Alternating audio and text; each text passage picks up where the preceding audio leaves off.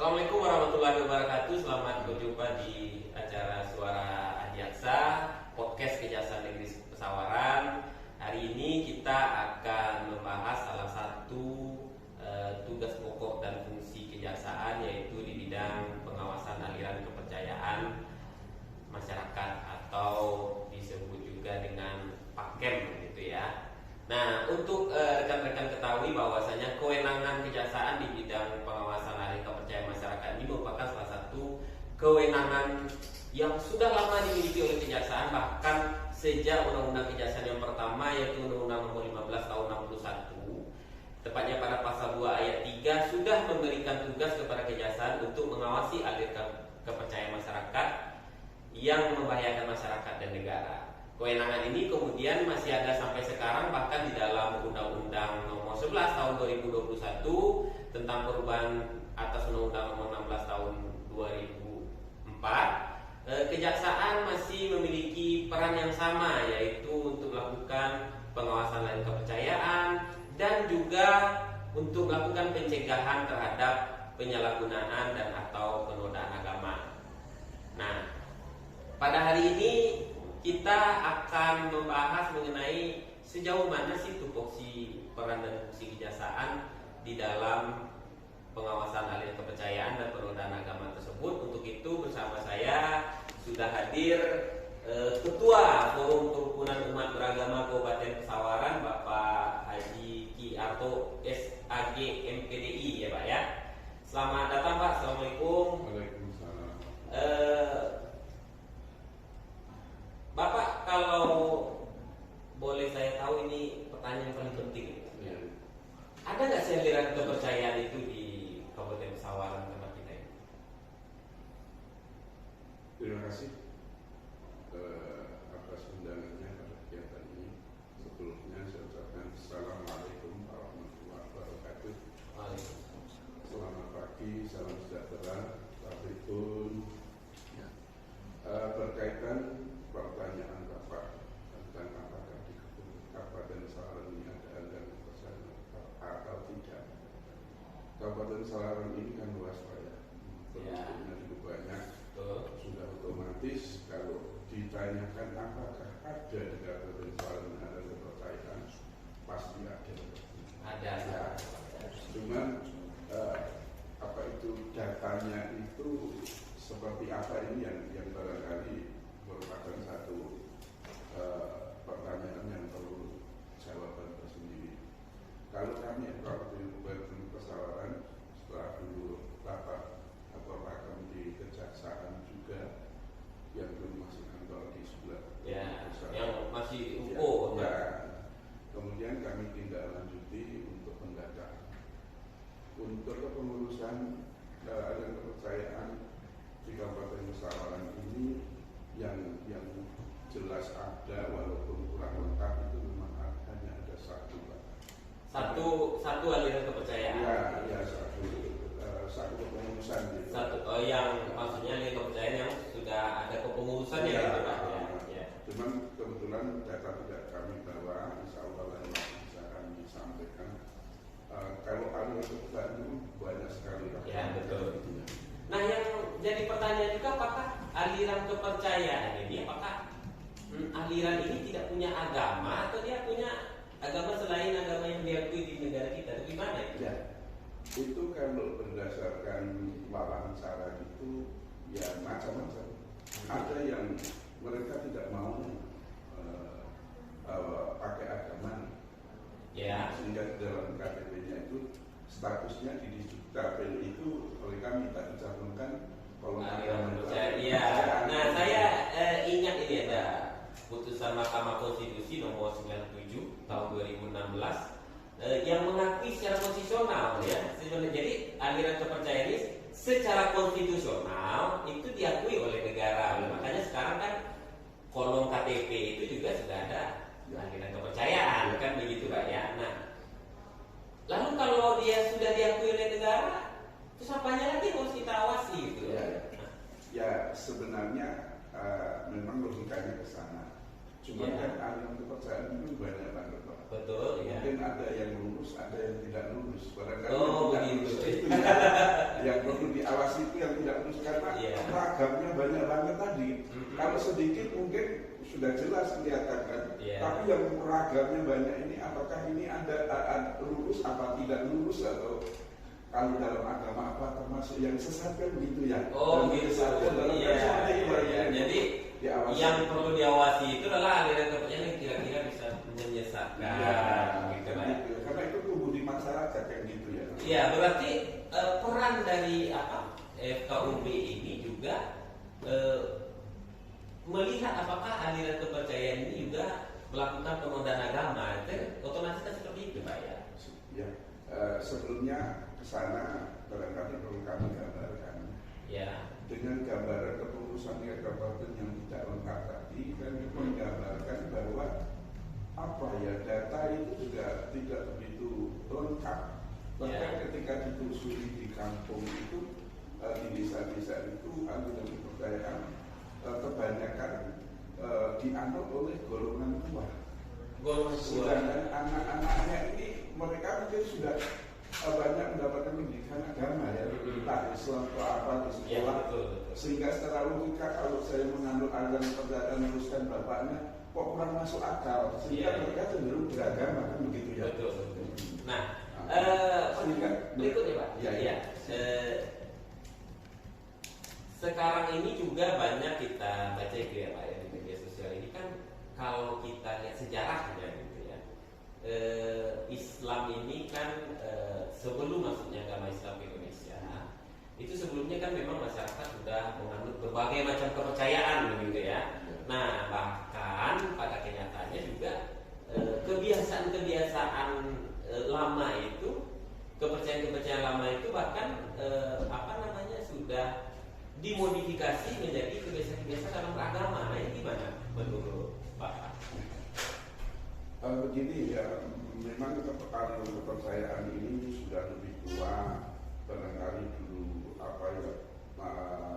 bibitnya itu dari animisme, dinamisme itu ya, kemudian datang ke agama Hindu, datang agama Buddha dan selanjutnya. Maka kemudian dalam Islam juga ada yang sudah campur akulturasi ya itu sudah campur aduk dengan paham-paham kepercayaan Buddha dan lain sebagainya, sehingga itu sering cenderung disebut Islam tradisional kan gitu. Betul ya. Maka kemudian adanya kebanyakan aliran Islam tradisional, kemudian ada aliran atau paham baru, katakanlah ingin membersihkan agama Islam itu dari infiltrasi luar yang tidak sesuai dengan ajaran Islam itu. Misalkan seperti Muhammadiyah dan lain sebagainya lah. Golongan modern dalam Islam kan arahnya kebanyakan di sana gitu ya. Maka kemudian ada yang beragama itu kemudian sudah dipandang menyimpang gitu, ketika campur aduk itu cenderung kepada yang menyalahi tadi kemudian dianggapnya menyimpang kan begitu. Dan di situ sebenarnya peran majelis ulama sangat besar sekali untuk memberikan penerangan dan bimbingan arahan penyuluhan kepada mereka untuk kembali kepada jalan berislam atau beragama secara lurus. Barangkali semua tokoh agama di sini perannya yang di FKUB itu kita di samping kerukunan juga bagaimana orang beragama itu jangan sesat, jangan salah. Nah, ini terkait juga dengan masalah kerukunan beragama ini Pak ya. Belakangan ini kita tahu bahwasanya media sosial terutama ya itu sering digunakan oleh oknum, kalau saya bilang oknum itu untuk melakukan mengeluarkan pendapat-pendapat yang bertentangan antara satu dengan yang lainnya. Padahal misalnya saja gitu ya, kita sesama-sama umat Islam gitu ya, ada yang menganggap Islam yang kafah itu ya yang seperti yang dilakukan di negara Arab sana gitu. Sementara di sisi lain juga ada yang berpendapat ya kita ini Indonesia dengan Islamnya kita sebagai orang Indonesia. Ini bagaimana menurut pendapat Bapak?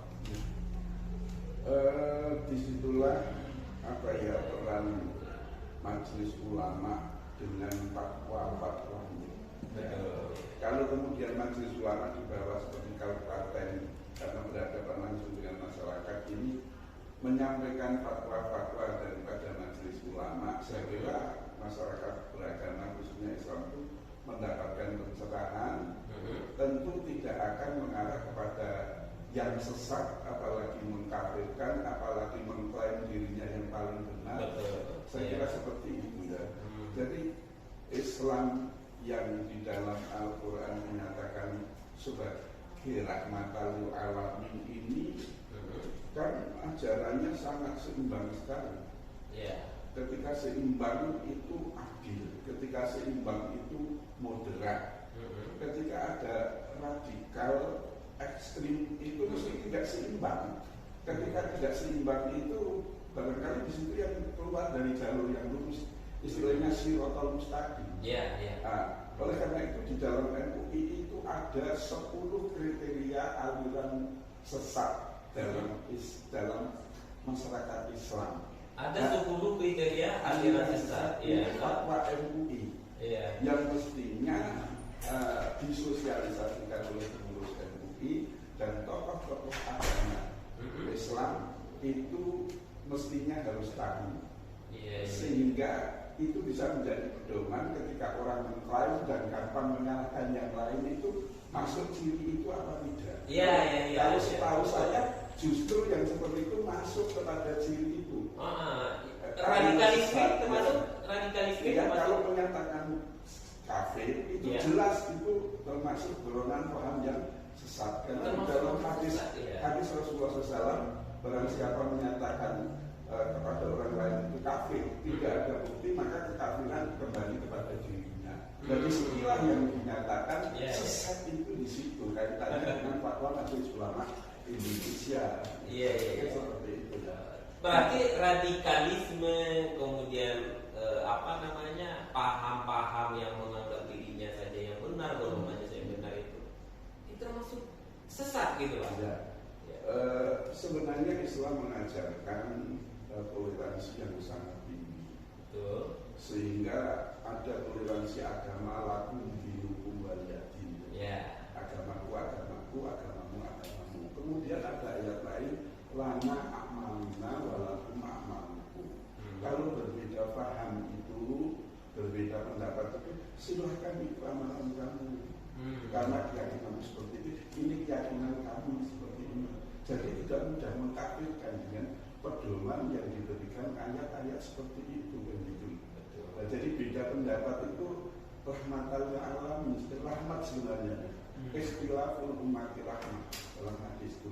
Perbedaan pendapat di kalangan umatku selama masih berdasar kepada dalil itu rahmat, itu kemudahan kan gitu. Jadi ragam pendapat itu asal berdasarkan dalil itu kemudahan yang tidak perlu satu sama lain menyalahkan. Mestinya seperti itu. Maka Islam itu kalau mau digambarkan ini ya karena kita yang agak menguasai ajaran Islam, dalilnya itu ibarat sebuah jaringan jalan. Kalau dipahami sepotong-sepotong itu mesti akan tumburan. Maka di dalam paham radikal itu kan memahami dalil setelah sepotong-sepotong, maka tumburan secara logika kan, kontradiksi secara logika. Maka dalam Islam itu kan diserukan oleh Allah untuk dulu isilmi kafah. Masuklah kamu ke dalam Islam secara keseluruhan. Tentu memahami Islam itu secara keseluruhan tadi seperti jaringan tadi jaringan. Sehingga demikian kita akan mendapatkan hikmah yang Allah tegaskan dalam surat Yasin itu wal Qur'anil Hakim, demi Al-Qur'an yang penuh hikmah. Jadi cirinya ketika orang itu radikal, gampang menyalahkan ini kan enggak membawa hikmah. Enggak membawa hikmah, berarti dia pengetahuannya dan pengalamannya memang kurang gitu. Seperti ibarat saluran nadi ini ketika sempit oleh lemak dia akan memperlukan. Kan enggak enak ini kan, enggak rahmah gitu, enggak ragam. Di dalam Al-Quran ada juga barang siapa diberi hikmah oleh Allah, yu'til hikmah kama yasha wa man yu'tal hikmah faqad utiya khairan katsiran. Allah memberi hikmah kepada siapa yang dikehendaki, dan barang siapa diberi hikmah oleh Allah maka dia akan mendapatkan kebajikan yang banyak. Jadi hikmah itu pengetahuan dan pengalaman yang banyak dan luas. Ketika orang punya pengetahuan dan pengalaman yang luas, mesti punya wawasan, sehingga dia akan bisa bertindak secara bijak. Barangkali bijak itu akan mendatangkan kebajikan yang banyak. Nah, sekarang terkait dengan menghadapi ini kan 2023, 2024 ini kita kan memasuki tahun-tahun politik ya, dimana tidak jarang gitu ya kita pengalaman dari pemilu-pemilu sebelumnya itu bahwasanya agama ini sering juga digunakan sebagai alat gitu ya untuk dipolitisasi oleh oknum-oknum tertentu. Nah, menurut Bapak, apa yang seharusnya bisa kita lakukan selaku Bakor Pakem ini dalam rangka mencegah terjadinya hal tersebut? Sebelum kesana saya ingin menggambarkan langkah ekonomi. Kalau ketika mau ada pilpres pilkada, kita senantiasa mengundang tokoh lintas agama untuk berdialog, dalam arti juga mengawasi dan mengarahkan masyarakat supaya tidak mudah diadu domba, dipecah belah sehingga tidak rukun. Karena satu politik, karena politik itu pilihan kan. Nanti habis itu ya kan sudah selesai. Tapi selama ini masyarakat kita kan masih sering-sering terbawa, sudah masih bentrokan dan lain sebagainya. Bahkan ada konon rumah tangga pecah gara-gara ada beda pilihan kan juga. Jadi ke depan harapannya ya kita kembali kita harus sering koordinasi gitu loh. Insya Allah sering bertemu koordinasi itu akan bisa membuat rumusan-rumusan baru secara bersama. Saya kira mereka akan lebih bagus lagi gitu. Kami di FKUB ini dapat dikatakan walaupun dengan anggaran operasional yang minim, kami berusaha rapat setiap bulan. Bertemu ini luar biasa gitu. Karena di bertemu itu ya kita silaturahmi, kita mengeluarkan pendapat, kita berusaha dan lain sebagainya. Kalau lewat media sosial kan juga katakanlah kan terbatas juga kan, nggak tuntas kadang-kadang seperti itu. Karena ada yang pembicaraan kita tidak perlu keluar di media sosial. Karena kan namanya persoalan agama ini kadang-kadang kan sensitif. Jadi memang koordinasi. Koordinasi. Semakin sering koordinasi, semakin banyak temuan yang didapatkan, semakin banyak juga solusi yang bisa disimpulkan kan begitu Pak ya. Walaupun koordinasinya tidak mesti harus di kejaksaan kan. Kali-kali pindah di Polres, kali pindah di RKP, di MUI dan lain sebagainya. Anggota itu perlu dikirim kalau seperti itu. Saya pikir lebih bagus bagaimana ibu nanti kita mengarah ke sana. Pasti Pak. Apalagi yang namanya kita menghadapi tahun politik, otomatis banyak hati-hati, ancaman, tantangan, gangguan dan hambatan yang pasti akan banyak kita temukan, sehingga memang koordinasi dan kerjasama antar lintas sektoral ini sangat dibutuhkan. Nah, apalagi untuk rekan-rekan ketahui, Sobat Suara Adiaksa, bahwasanya kalau kita membaca dengan sesama ketentuan dari pasal 30 ayat 3 Undang-Undang Kejaksaan itu, di sana jelas ditulis bahwa kejaksaan turut serta untuk menyelenggarakan kegiatan pengawasan aliran kepercayaan yang dapat membahayakan masyarakat maupun pengawasan terhadap penyalahgunaan dan atau penggunaan agama. Kata turut serta itu berarti kejaksaan tidak dapat melakukannya sendiri, tetapi harus dilakukan secara lintas sektoral. Itulah kenapa ada namanya Badan Koordinasi Pengawasan Aliran Kepercayaan Masyarakat atau Bakor Pakem. Begitu Pak ya.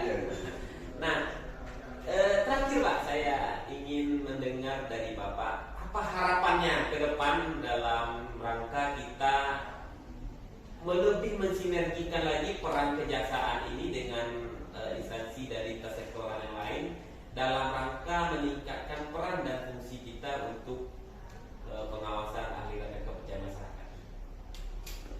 Kunci daripada gerakan itu adalah pertemuan, atau dengan kata lain mencari lapor koordinasi. Betul. Dengan ada pertemuan, insya Allah ada gerak dan ada motivasi, ada inovasi tentu di sana.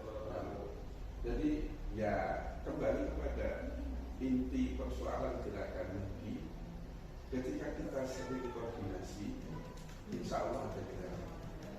Ketika ada pertemuan akan ada gerakan. Tapi kalau tidak ada pertemuan tidak akan ada gerakan. Itu Jadi semakin sering kita melakukan pertemuan, ya, semakin banyak program dan gerakan yang bisa ya, dilakukan. Begitu lebih kurang Pak ya. Nah, Baik, rekan-rekan, sebenarnya banyak sekali yang mau saya bahas, tetapi karena waktu kita juga terbatas, saya mengucapkan terima kasih Pak atas kehadirannya di podcast Suara Adiaksa Kejaksaan Negeri Pesawaran ini. Mudah-mudahan dengan kegiatan hari ini bisa menambah wawasan dari rekan-rekan, juga saya sendiri tentunya, dalam rangka kita memahami sebenarnya apa sih Badan Koordinasi Pengawasan Agenda Kepercayaan Masyarakat tersebut gitu ya. Saya berharap semoga kita selalu diberikan kesehatan, terus belajar, terus menambah ilmu, dan terus menggunakan hati nurani dalam melaksanakan tugas dan fungsi sehari-hari. Terima kasih. Assalamualaikum warahmatullahi wabarakatuh.